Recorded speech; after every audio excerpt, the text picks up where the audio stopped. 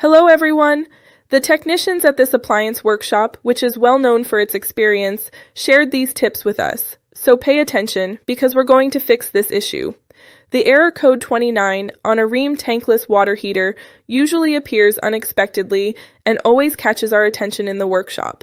Basically, this code is telling the unit that something is wrong with the water temperature or the condensate drain, and for safety, the system stops to protect its components. Some customers have told us that everything was normal, and suddenly when they turned on the shower, the heater stopped working and code 29 appeared on the display.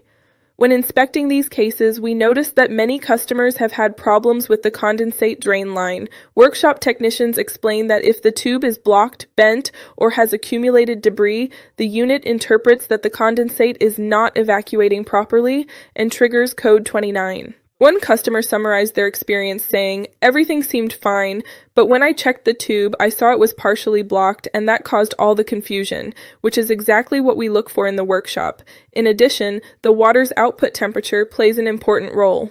Some customers have reported that the error appears when the water does not reach the expected temperature. This can be due to mineral deposits in the heat exchanger or reduced system efficiency from accumulated dirt. Workshop technicians always mention that if the sensor detects water that's too cold, the unit stops the cycle to prevent damage and ensure safety.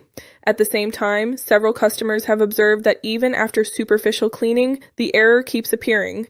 This indicates that the problem may be in the neutralizer or the condensate drainage system. These components collect and direct the condensed water out of the heater, and if they are clogged or full of debris, the unit protects itself and displays code 29.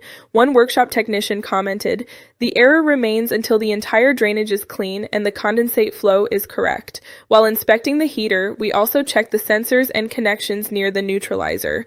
Some customers have noticed that the sensor gets wet from internal condensation, which causes erratic readings that generate code 29. Workshop technicians explain that a wet contact can simulate a temperature or flow fault, and drying and securing these sensors properly is key to stabilizing the unit.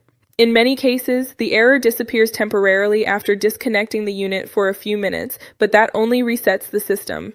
The real cause, whether it's a blockage, accumulated condensate, or a faulty sensor, must be addressed for the code not to return. One customer said, "I restarted it, and it worked for a while, but the error came back until I cleaned the entire drainage and checked the sensor," and this experience reflects what we consistently see in the workshop.